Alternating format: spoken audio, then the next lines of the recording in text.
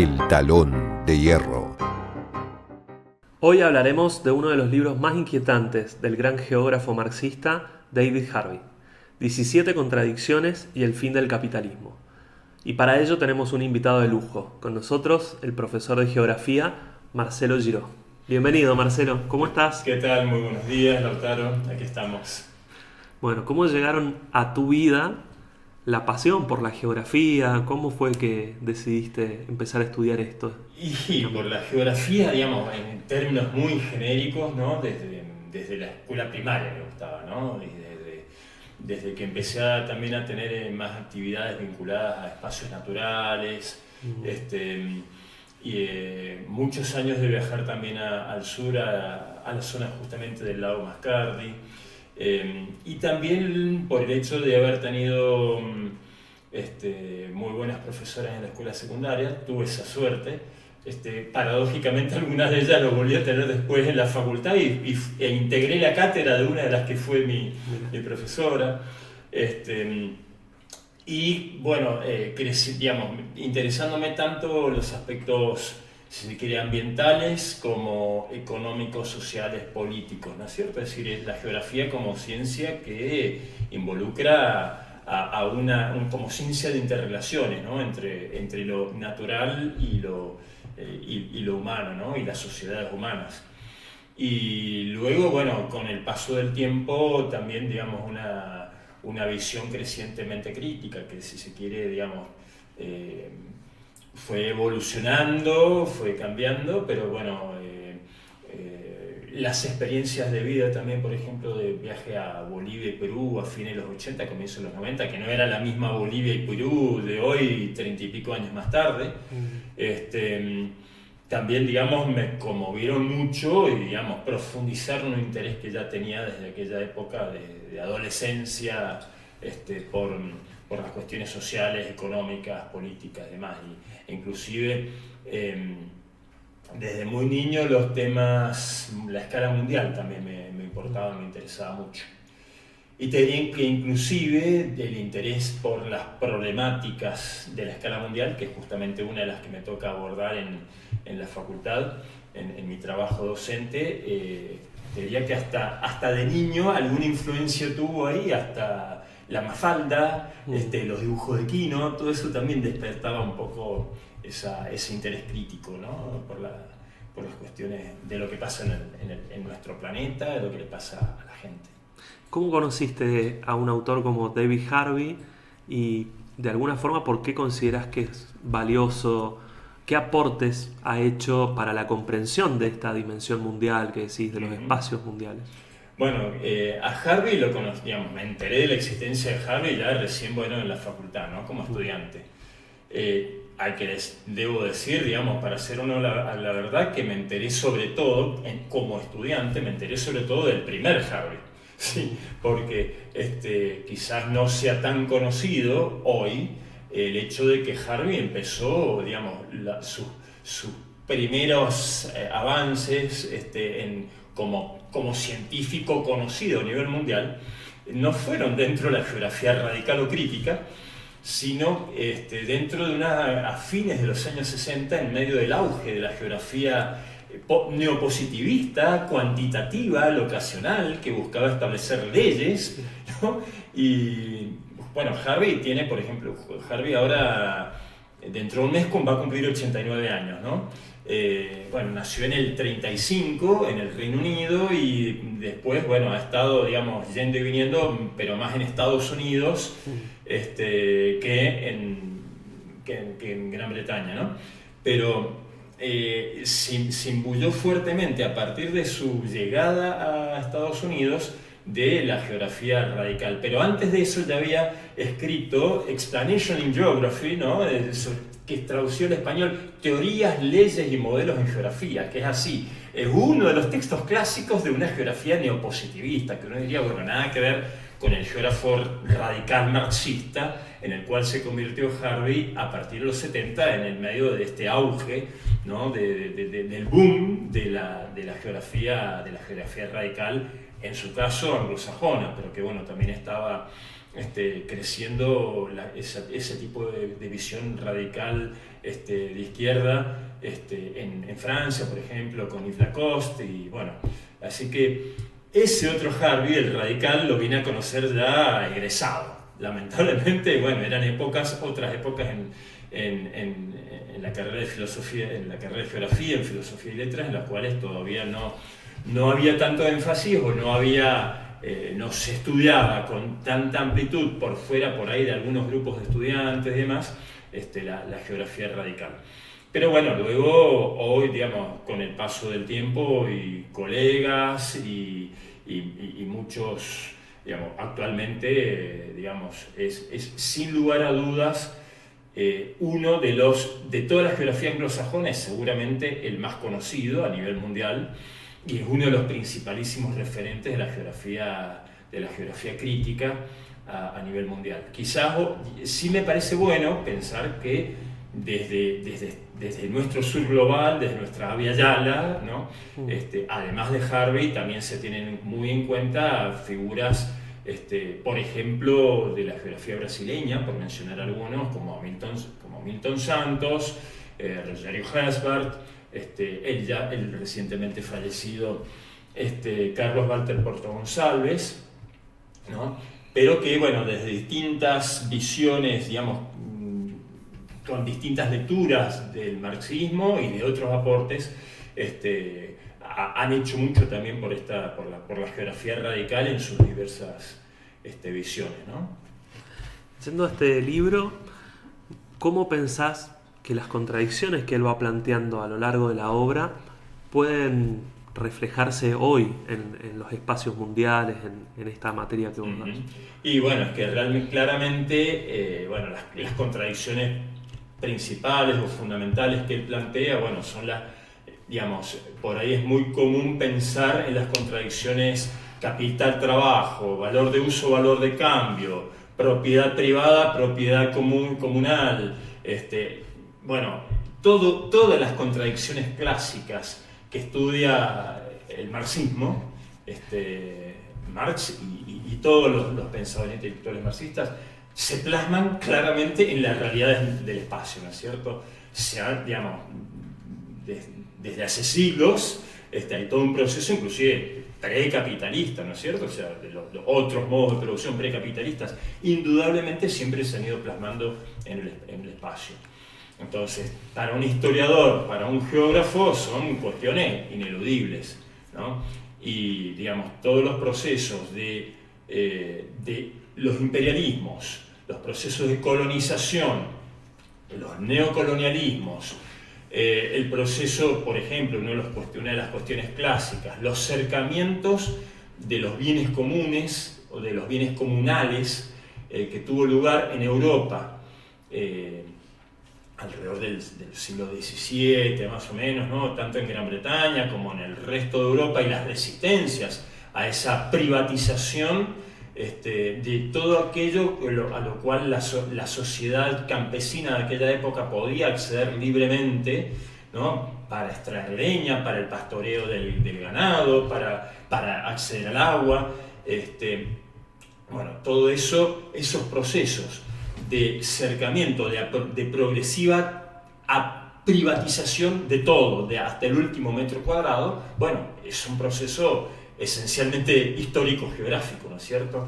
Bueno, y eso mismo se ve reflejado luego a través de, digamos, son procesos muy similares a los que hoy estamos viviendo en el resto del mundo, ¿no es cierto? La privatización, mercantilización de los bienes comunes, esta contradicción entre propiedad privada, propiedad comunal, es esencialmente una de las que estudia Harvey, ¿no?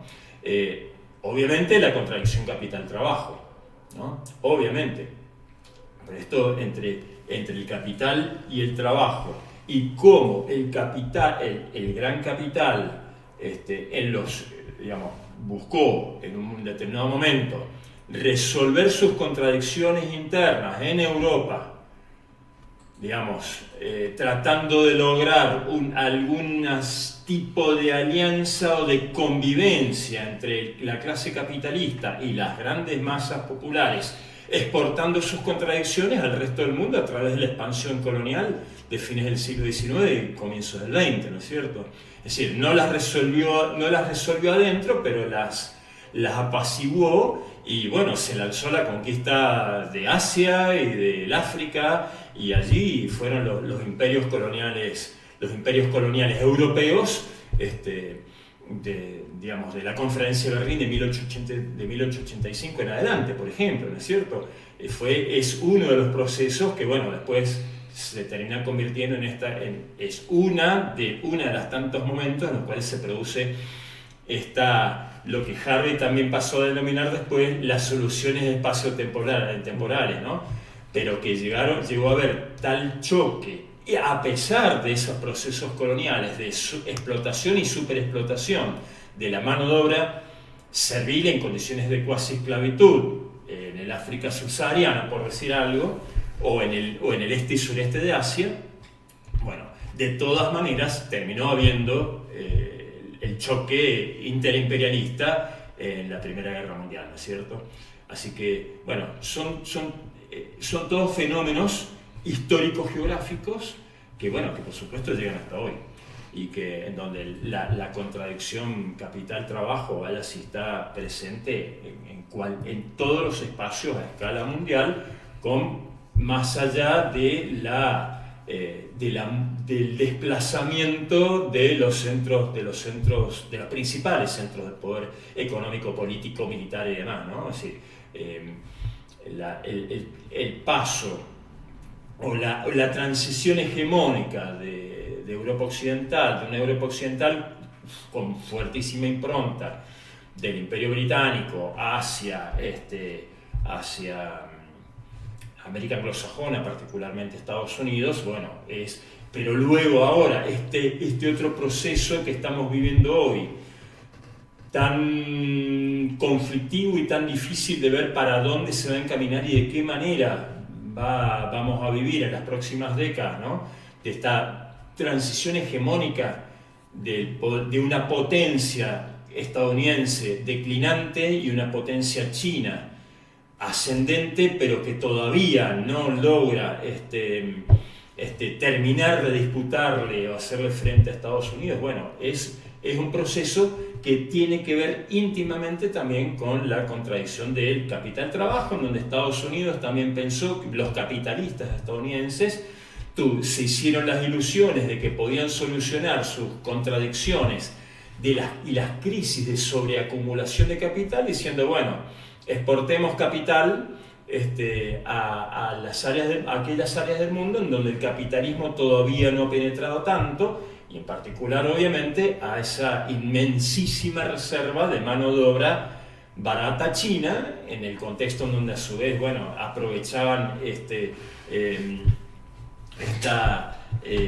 la crisis entre China y la Unión Soviética en su momento, ¿no? Es decir, diciendo, bueno, a ver, favorezcamos, ayudemos a China sin salir de su régimen autoritario, saquemos del jugo a su mano de obra barata, como manera de canalizar una parte de esa acumulación de capital excedente que se había ido generando en la década del 70, del 80 y bueno, llegando hasta nuestros días, ¿no? Y bueno, el experimento se les terminó yendo de las manos, ¿no? Y hoy, bueno, tenemos esta contradicción entre la potencia declinante y la potencia ascendente, que bueno, veremos cómo se llega a resolver, si es que se resuelve. Dentro de lo que mencionabas, él aborda un concepto de Marx, ¿no? Vos dijiste, Harvey habla de las soluciones espaciotemporales, y él dice, bueno, hay que retomar una idea de Marx para explicar estas contradicciones del capitalismo, que es, por un lado, toda esta producción que está haciendo y la producción de mercancías que produce, esa inversión de capital, necesita naturalmente circular. Tiene que haber una tendencia hacia una circulación cada vez mayor del capital. Y mientras más se estanca en el espacio, mayores contradicciones tiene y necesita destruirlo de alguna forma, superar esas barreras, ¿no? Y dice, bueno, eso Marx lo denominaba de alguna forma una operación del capital que es la aniquilación del espacio a través por el tiempo, ¿no? Sí. Un concepto que parece casi de la física, ¿no? Y él lo piensa quizás de la economía, pero me interesa muchísimo cómo ve eso o cómo interpreta un geógrafo. ¿Qué significa para un geógrafo la destrucción del espacio por el tiempo? Bueno, a ver, es cierto que, a ver, para la circulación del capital, pero también de las mercancías y de los servicios también, inclusive, es cierto que siempre, digamos, se dan concretamente en el espacio, ¿no es cierto? Es decir, no es en una abstracción, como muchas veces es una de las deformaciones que tienen demasiados economistas, ¿no es cierto? De pensar que los procesos económicos se dan en una fórmula matemática y no en espacios y territorios concretos, ¿no? Entonces, ¿qué pasa? Que el espacio históricamente se lo ha visto como que implica una fricción a esta circulación del capital, tanto del capital dinero, también de las mercancías, de los bienes y de los servicios, ¿no es cierto? Ahora, esa fricción que implica el espacio implica obviamente costos y ha implicado históricamente inclusive la posibilidad para el capital de tener rentas relativamente monopolísticas en función de que hubiese una fuerte fricción, una gran distancia, esa distancia que implica tiempo y costo, ¿no es cierto? La distancia espacial implica tiempo y costo para superarla, ¿no es cierto? Entonces, en la medida en que los avances, digamos acá, sin caer en la fetichización de los avances tecnológicos en materia de transporte y de comunicaciones, sin embargo, los avances tecnológicos justamente han permitido a fracciones más concentradas y más a la cabeza del liderazgo justamente de estos procesos progresivos, ¿no es cierto?, que digamos, han eclosionado en las últimas décadas, pero no empezaron anteayer, sino que llevan siglos, ¿no es cierto?, de ir reduciendo esas distancias tiempo-costo para justamente la expansión del capital a escala planetaria. Y esa aniquilación, si se quiere, del espacio por el tiempo, con los costos que también eso implica, es lo que otros llaman también la compresión espacio-temporal del planeta, ¿no? Que es, digamos, es la esencia en algún sentido de la globalización, de la tan mentada globalización, ¿no? Entonces, esta compresión espacio-temporal llevó a algunos a la ficción, a la estúpida ilusión de pensar que el espacio había desaparecido y por ende, por ejemplo, que la geografía ya no importaba más como ciencia, ¿no es cierto? Dicho sea de paso, diciendo, bueno, los geógrafos, ¿para qué? O sea, parecía que justamente el planeta se reducía a un punto, pero de ninguna manera eso es tan así, ¿no? Entonces, esos procesos de compresión espacio-temporal implican que, por ejemplo, ponen mucho más en vinculación, en relación, el trabajo súper e hiper explotado de un campesino chino o del África subsahariana, un trabajador de una mina del África subsahariana o de los Andes peruanos, o de un trabajador industrial en Shenzhen, ¿sí?, en el delta del río de las Perlas en China. Bueno, está mucho más fácilmente explotado, vinculado a los centros donde se va a producir luego la realización, el consumo, la venta, la obtención de la ganancia por parte de aquellos capitalistas que explotaron a toda esa mano de obra y a todos los bienes naturales comunes, explotación de materias primas, modelo extractivista mediante, en cualquier rincón del planeta, ¿no es cierto? Entonces, esto implica también esta compresión espacio-temporal la posibilidad de que los centros explotados, ¿sí?, tanto por trabajo como por materias primas, vayan cambiando. Pero eso implica también, vos mencionaste también otro proceso que es uno, digamos, también conceptualizado desde los economistas más clásicos y ortodoxos como Schumpeter, ¿no?, el de la destrucción creativa.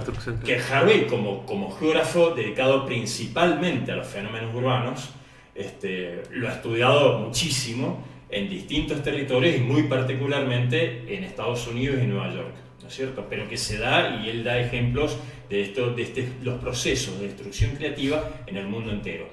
Y la destrucción creativa implica justamente también esto de cómo el capital necesita, para seguir reproduciéndose, la reproducción del capital, cuando no encuentra lugares donde obtener una tasa de rentabilidad, bueno, una de las soluciones posibles es pues arrasar con lo ya existente para volver a invertir en algo nuevo, en algo distinto, dirigido a una renovación que puede ser al estilo, bueno, por ejemplo, los procesos de gentrificación, de destrucción de los cascos históricos viejos degradados de las ciudades, para convertirlos en territorio, digamos, para que el gran capital inmobiliario se lo venda a las clases altas, medio altas de esa ciudad o del mundo, ¿no es cierto? Le habla también, por ejemplo, de la Walt Disneyización de algunos lugares, e inclusive estos procesos de destrucción creativa pueden, por ejemplo, un terrible proceso de destrucción creativa en Pekín, previo a las Olimpiadas de Pekín, ¿no es cierto? Para decir, bueno, acá hay que arrasar con toda esta parte de la ciudad vieja de Pekín, para que Pekín sea la ciudad espectáculo, la vidriera hacia el mundo de esta nueva China emergente, porque todo esto viejo, bueno, ¿qué me importa?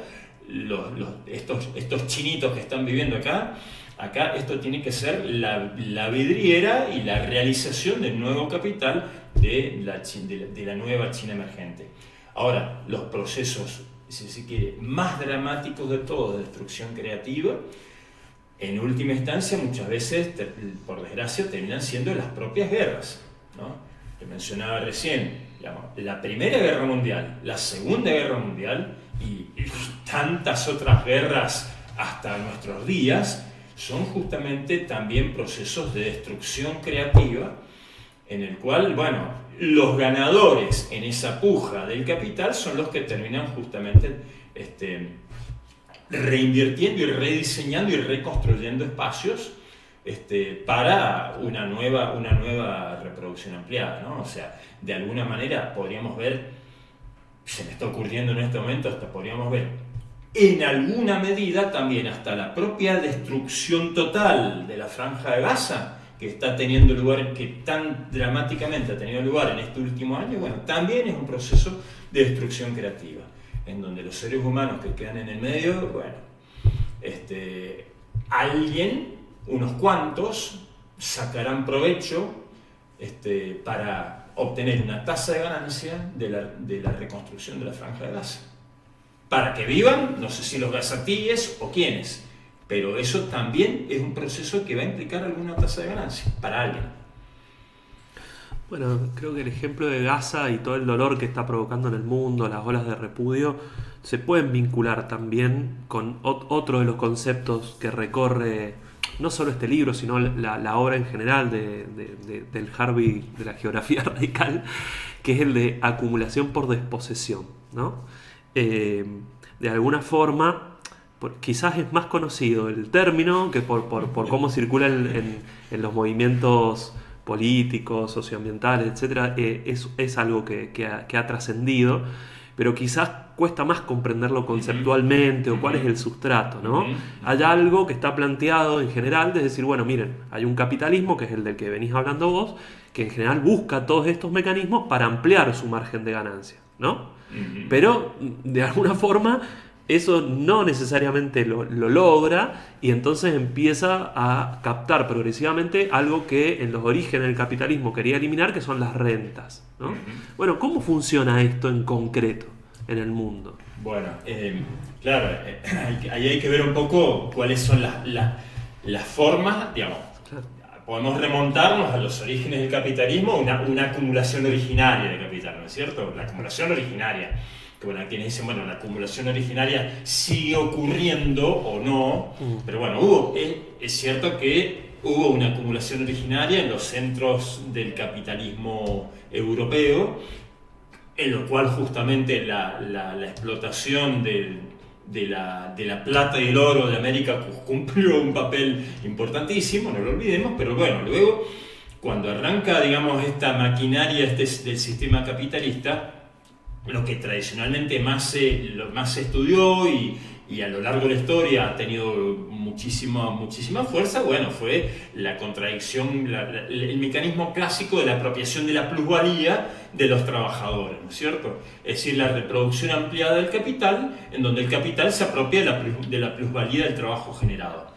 Pero esa plusvalía necesita llegar al momento de la realización de la ganancia, ¿no es cierto? Y muchas veces a lo largo de la historia, y particularmente en las últimas décadas, en las 3-4 últimas décadas del siglo XX, lo que llevamos del XXI, ha habido, digamos, se ha verificado aquello que tantos, digamos, analizaban a nivel teórico y práctico, que es la progresiva disminución de la tasa de ganancia, ¿no es cierto? Entonces, un capitalismo donde la tasa de ganancia tienda a desaparecer o inclusive desaparezca por completo, es una contradicción en sí mismo. El capital necesita reproducirse. Si no se reproduce, deja de ser capital. Entonces, una de las vías por las cuales justamente los grandes capitalistas mundiales han encontrado una manera de seguir acumulando capital fue justamente esta, explotando, no simplemente, no recurriendo no solamente, hay una discusión, no es que una cosa implique la desaparición de la otra, no es que la acumulación de plusvalía haya desaparecido, sino que se le agrega en pos de obtener esa ganancia o ese crecimiento del capital, la desposesión, ¿no es cierto? ¿La desposesión de qué? Y la desposesión puede asumir muchísimas formas. En realidad, por ahí, digamos, desposesión es un término que utilicemos demasiado en español. Por ahí yo prefiero llamarle despojo, me suena más común llamarle despojo, porque eso es un sinónimo, ¿no? Pasa que en inglés es dispossession. Harvey lo escribió de esa manera y por eso, bueno, la traducción más directa salió dispossession. Pero la disposesión puede ser tanto de lo material, puede ser, por ejemplo, el término más recontracomún que conocemos en nuestra Argentina, en Mendoza y en nuestra América respecto de los bienes naturales comunes, es el saqueo. O sea, a la gente en la calle, al que está en la marcha, yo no le voy a ir a hablar de la acumulación por desposesión, pero le digo el saqueo, del saqueo de los metales, el saqueo de la fertilidad del suelo, el saqueo de los bosques, y lo va a entender. Básicamente es una de las formas que puedas asumir la acumulación por desposesión, ¿no? Es decir, en donde directamente le arrebato a una sociedad, a un grupo social, a una comunidad indígena, digamos, expresado en el territorio de la manera que queramos, aquello que todavía tiene, los activos que tiene. Esa acumulación por desposesión también puede ser, por ejemplo, en los ámbitos urbanos. A ver, por ejemplo, la famosa crisis, la gran crisis del 2008-2009, ¿sí? Digamos, uno de los principales disparadores de la crisis financiera mundial del 2008-2009 fue justamente la crisis inmobiliaria en los Estados Unidos, que implicó la desposesión, es decir, que un montón de gente, millones de estadounidenses que tenían hipotecadas sus casas, ¿sí? Terminaron con el monto de su deuda disparado a las nubes, la casa absolutamente devaluada y teniendo que entregarla. Es decir, la pérdida de la casa que ellos tenían hipotecada fue un método de acumulación por desposesión. ¿Por qué? Porque entonces hubo grupos capitalistas que por chauchas y palitos se apropiaron de un enorme valor inmobiliario que luego, poco tiempo después, lograban vender a un precio muchísimo mayor. Es otro ejemplo de acumulación por desposesión, es decir, puede asumir muchísimas formas, ¿sí? Así que claramente creo que esto, a ver, inclusive pensando un poco, dándole quizás una vuelta de rosca, el famoso RIGI, que estamos tan resistido desde los movimientos sociales, desde algunos partidos políticos. El régimen de inversiones de Milei. El régimen de incentivo a las grandes inversiones de Milei, ¿sí? Justamente es una forma, a mi modo de ver, es también una forma o una herramienta para favorecer la acumulación por despojo, digamos, en donde grandes capitales, muy grandes capitales argentinos y principalmente transnacionales, se les otorgan una enorme cantidad de privilegios para que justamente profundicen, poner mucho más a disposición los bienes comunes de la Argentina para justamente proceder a la acumulación por despojo, ¿no es cierto? Es decir, es expandir y profundizar lo que ya existía desde hace 30 años para la minería metalífera, bueno, llevarla adelante para un montón de otro tipo de actividades en donde la sociedad argentina y particularmente los habitantes de muchos territorios se van a ver despojados de sus bienes comunes, ¿no? Y uno de los mecanismos de la acumulación por despojo implica no solamente el saqueo, el arrebato, sino la degradación de las condiciones de vida. Cuando yo tengo una comunidad, una sociedad que trabaja, vive de determinada manera, no digo en la gran riqueza y la gran abundancia, pero desarrolla un determinado modelo de producción agrícola que decidió, que eligió, que fue cambiando a lo largo del tiempo, pero con la cual puede vivir, y de repente vienen grandes inversiones que trastocan por completo ese escenario, sin su consentimiento, sin preguntarles nada, también implica un despojo no solo material, sino de su ambiente, de sus condiciones de vida y de un despojo hasta inclusive cultural, una destrucción de su organización social y de su cultura. Me gustaría volver enseguida sobre eso y los impactos que tiene en la naturaleza y en las sociedades. Pero antes quería conocer un poco tu visión como geógrafo de un proceso que se está discutiendo mucho en el mundo y que está, algunos dicen, detrás incluso de muchos fenómenos políticos, ¿no? Entre ellos el surgimiento de la extrema derecha en Europa y demás, que tiene que ver con un problema netamente que atañe a la geografía, que es lo demográfico, ¿no? Y aquí Harvey plantea efectivamente que hay una contradicción en las curvas, en los ritmos que sigue el crecimiento poblacional. Él dice que dibuja una especie de S, ¿no? Muy gráfico como lo plantea, y el ritmo de la acumulación capitalista. Dicen, miren que no tiene un crecimiento lineal, al contrario es exponencial, necesita tener otro tipo que arroja y estaría detrás de problemas como el envejecimiento poblacional. Creo que habla de vacíos demográficos que atraen corrientes migratorias. ¿Cómo es la realidad que está detrás de eso, no? Sí, bueno, ahí, digamos, él plantea una situación que, digamos, se da. Podemos tener un escenario mundial y a su vez dentro del mundial variaciones, ¿no?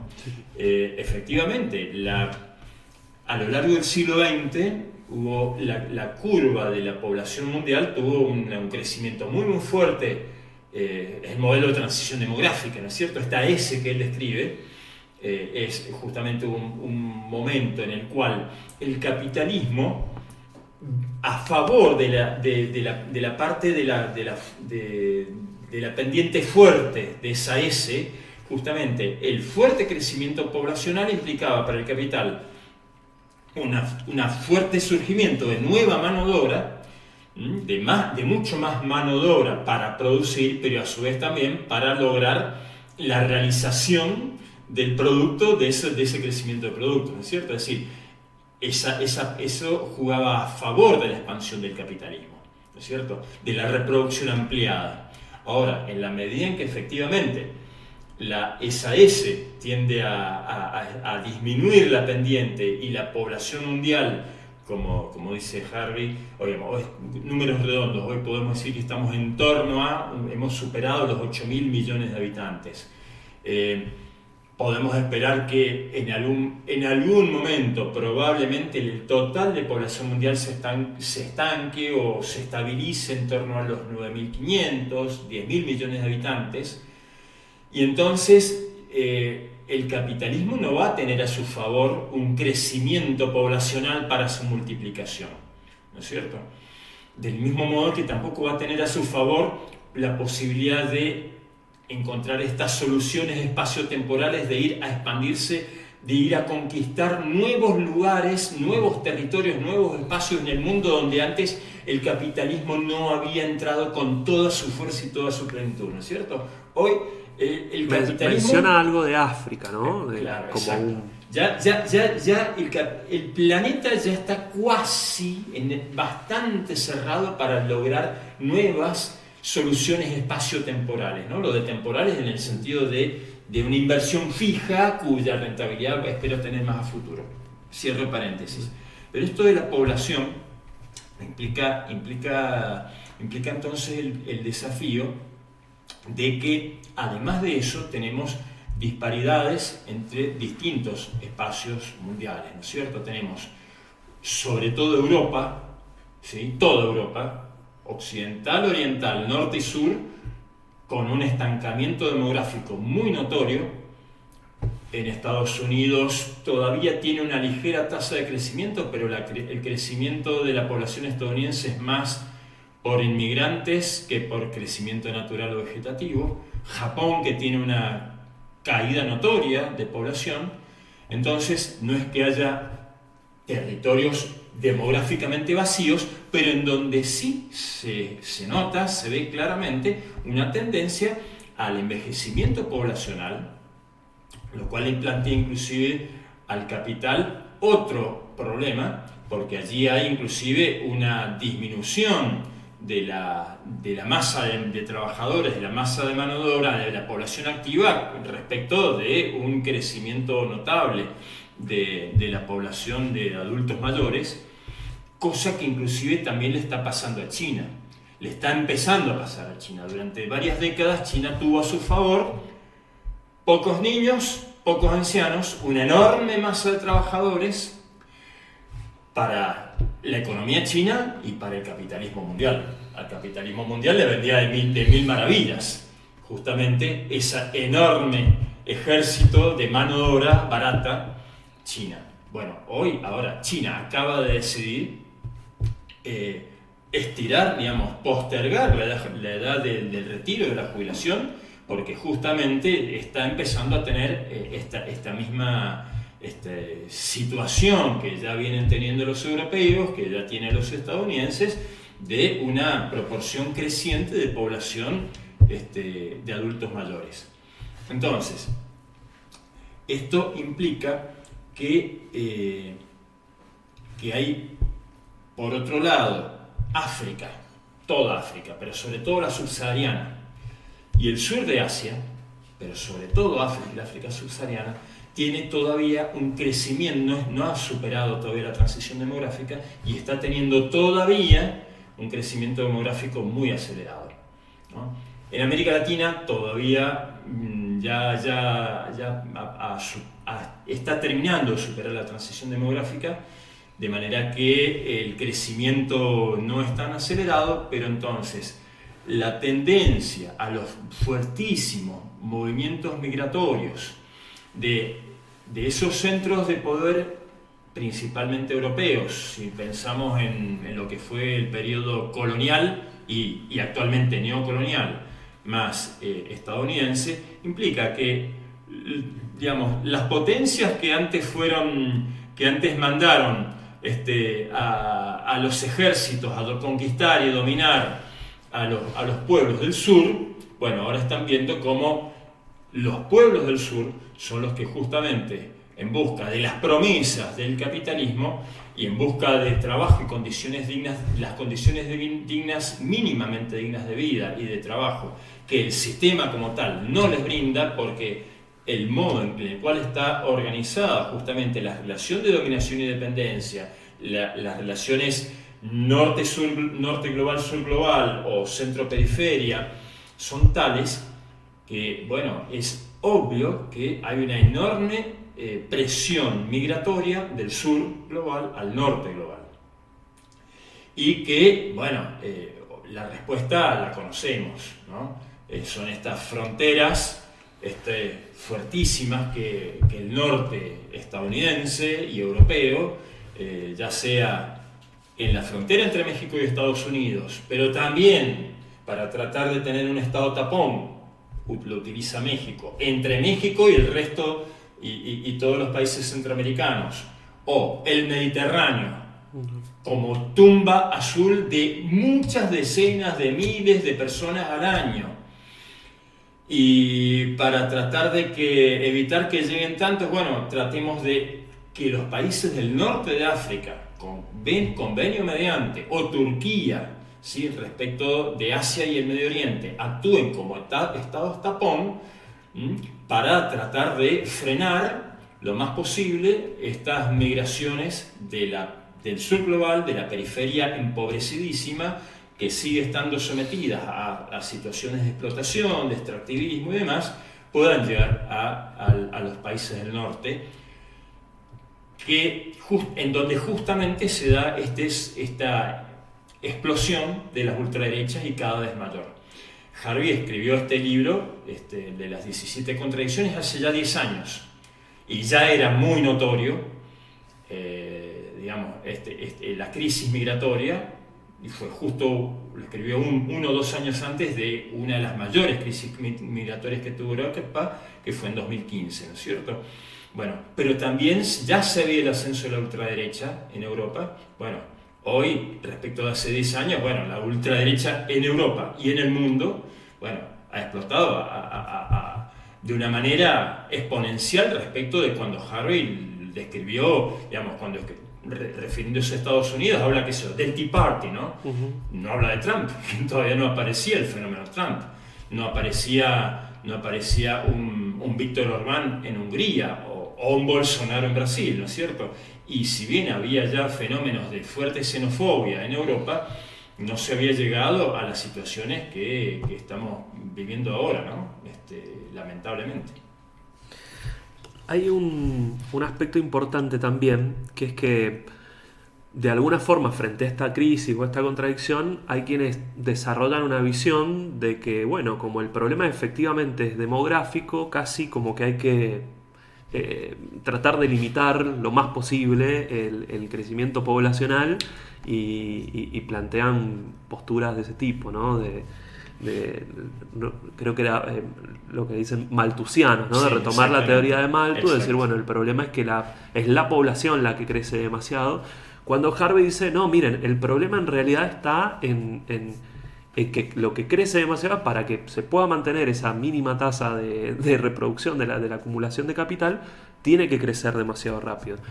Y eso lleva a un doble problema. Las prácticas de las que vos venías hablando, depredatorias y demás, están generando una especie de falla en lo que sería el metabolismo social, de la relación ya no solo entre las distintas regiones del mundo, sino de la relación entre la propia población mundial y la naturaleza, el planeta, la capacidad de respuesta. De sustentar a la humanidad. Muy bien. ¿Cómo eso se refleja en la geografía actual? Y bueno, claramente estamos viendo, a ver, lo que está en boca de todos, bueno, de casi todos, porque hay algunos que lo niegan rotundamente, ¿no? Volvemos a los mismos ejemplos, ¿no? Trump, Bolsonaro, Milei, negacionistas climáticos, ¿no? Sigue habiéndolos. Es el cambio climático, ¿no? Pero yo prefiero hablar del cambio ambiental global, ¿no? Y este cambio ambiental global que tiene, digamos, responsabilidades comunes en la humanidad, pero extremadamente diferenciadas. Y eso es lo que demasiado a menudo justamente los tomadores de decisión ocultan, y nos quieren vender a todos, nos quieren vender que justamente el solucionismo individualista, que cada cual haga su aporte sin poner justamente el dedo en la llaga de la responsabilidad que tiene el capitalismo justamente en torno al metabolismo que la humanidad como un todo, pero muy particularmente el 20, el 10 y hasta el 1% más ultra rico de la población mundial está ejerciendo de presiones sobre el ecosistema planetario, sobre los ecosistemas planetarios, ¿no? Y no solamente sobre el clima, ¿no? Una vez más, este libro es del 2014, es previo, obviamente, a la pandemia del 2020-21, ¿no? Menciona igual como una hipótesis. Pero menciona justamente, ¿por qué? venir. Porque ya había muchos que veían cómo esta continua corrimiento de la frontera entre los ecosistemas relativamente poco modificados y el avance de la civilización, ¿sí? Del extractivismo sobre las selvas, por ejemplo, tropicales y demás, iba a exponernos como humanidad cada vez más en el riesgo de que terminara habiendo esos saltos, como el que se produjo con la famosa pandemia del COVID, ¿no? Que tanto nos atravesó. Bueno, y que no sabemos en qué momento pueden llegar a producirse algún otro, ¿no? Es decir, la responsabilidad de que justamente este modelo predatorio, ¿sí? En función de estos avances sobre los espacios, no digo prístinos, pero relativamente poco modificados. El problema, bueno, de los fenómenos meteorológicos cada vez más extremos, el ascenso previsible en el largo plazo del nivel de los mares, el impacto, digamos, yo no voy a decir que los incendios que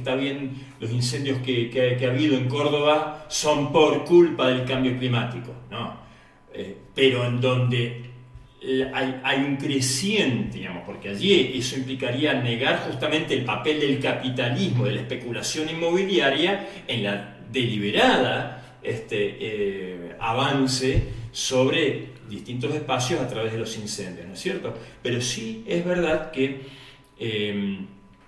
estamos viviendo una multiplicación de fenómenos fuertemente disruptivos de distinto tipo, relacionados con fenómenos naturales, pero en muchísimos casos causados por la actividad humana. De escala local, de escala regional, de escala planetaria otros, ¿no? La pérdida de biodiversidad es uno de los problemas de los cuales lamentablemente se habla demasiado poco. Y que justamente eso implica una inestabilización de los ecosistemas. Entonces, volviendo a la cuestión del metabolismo social y justamente del ocultamiento. Por ejemplo, se habla muchísimo de los sucesivos paneles del IPCC, el Panel Intergubernamental de Cambio Climático, ¿no? Pero ¿cuánto se dice cuando en los medios o en los propios resúmenes ejecutivos de los informes del IPCC, cuánto se habla del capitalismo? Poco y nada. Porque de hecho, aun cuando en los informes completos de miles de páginas se mencionan muy claramente algunas de las causas, se habla del capitalismo, se habla del decrecimiento como propuesta, o se habla del petróleo, del carbón, de la minería, de las megarepresas, etcétera, etcétera. Los resúmenes ejecutivos son extremadamente lavados. Y en las cumbres, en las famosas cumbres de la ONU, pues se habla, nunca aparece en las grandes declaraciones la palabra capitalismo. Y la ONU tiene asumido a través de algunos de sus organismos el concepto de antropoceno. Y sí, sí, está bien, estamos viviendo como humanidad, el planeta Tierra, desde, bueno, algunos toman el límite de las primeras explosiones atómicas, aparecen ya las trazas radioactivas en el registro sedimentario geológico, y eso como marcador geológico del inicio de un nuevo periodo geológico. Otros dicen, bueno, remontémonos más atrás a la revolución industrial. Pero en definitiva, hablar solamente de antropoceno en términos generales implica, bueno, somos todos responsables. El hombre, un hombre abstracto, es el responsable de lo que estamos viviendo, ¿no? En realidad, cuando en realidad el tema es el capitalismo, ¿no? Y por eso que surgió también, me dicen, bueno, a ver, antropoceno, pero ¿por qué no decimos mucho más claramente capitaloceno? Capitaloceno, para decir, bueno, el capitalismo justamente está poniendo en grave peligro los equilibrios, y entonces, bueno, a partir de ahí surgen, y es parte justamente de lo que plantea Harvey, ¿no? Visiones mucho más colapsistas, otras tecno-optimistas. Inclusive Harvey dice, sí, el tema es que, a ver, es posible, digamos, y es parte de lo que el capitalismo está intentando lograr, ponerle parches a algunos de estos problemas ecológicos más fuertemente localizados en algunos territorios, y el capitalismo tiene algunas herramientas tecnológicas, y vaya si a lo largo de los siglos ha dado muestras de un enorme poder de inventiva para ir poniendo parches o aportar algunas soluciones parciales. Pero también es cierto que la proliferación de este tipo de situaciones tan grande a escala mundial hace que sea sumamente impredecible en qué momento puedan llegar a tejer redes justamente o a tener un efecto sinérgico. La semejante cantidad de impactos, muchos de los cuales no son simplemente de escala local, sino que tienen impacto planetario, ¿no? Entonces, el cambio climático está claro que es planetario, sus impactos son planetarios. Bueno, frente a esto, bueno, tenemos las propuestas de la economía verde, las propuestas de las propias que se presentan justamente en las propias cumbres de la ONU, y la tan famosa transición energética que, una vez más, a costa de determinados territorios, a costa de la profundización de determinados metales o minerales críticos, para poder hacer la transición energética diseñada por los centros del poder capitalista mundial, para que se pueda seguir consumiendo exactamente la misma cantidad de energía. Es decir, en donde en definitiva es hacer algunos cambios de figuritas, pero nunca pensar en que la solución pase no por el consumir más, sino por ver, bueno, cuál es el metabolismo que realmente necesitamos tener como humanidad sobre el planeta para un buen vivir, ¿no? En vez de porque el objetivo de la transición energética sigue siendo la maximización de la tasa de ganancia. Es decir, la crisis ecológica global, demasiados capitalistas la ven simplemente, pura y llanamente, como una oportunidad más de negocios, ¿sí? Es decir, bueno, a ver, corramos un poco las petroleras, ahora que venga la energía solar, la energía eólica, la explotación de litio, la explotación minera para el cobre y los otros metales críticos, es otra posibilidad más de negocios, pero sin darle solución de fondo a las cuestiones, sin en lo más mínimo pensar en que toda la humanidad alcance un nivel de metabolismo social mínimamente digno para un nivel de consumo material y energético que nos permita vivir bien a los 8.000 millones y no a un puñado, a costa de la vida, de los territorios, del agua, del aire, de los bienes comunes del planeta entero. Muchísimas gracias, Marcelo. No, por favor. Queremos hacerte un regalo de parte de las ediciones del Pensamiento Socialista. Es un libro sobre la historia de la configuración del capitalismo. El autor es Ernest Mandel y el libro se llama El significado de la Segunda Guerra Mundial. Muchísimas, pero recontra muchísimas gracias. Muchas gracias a vos. Lautaro. Nos vemos en un próximo episodio del Talón de Hierro.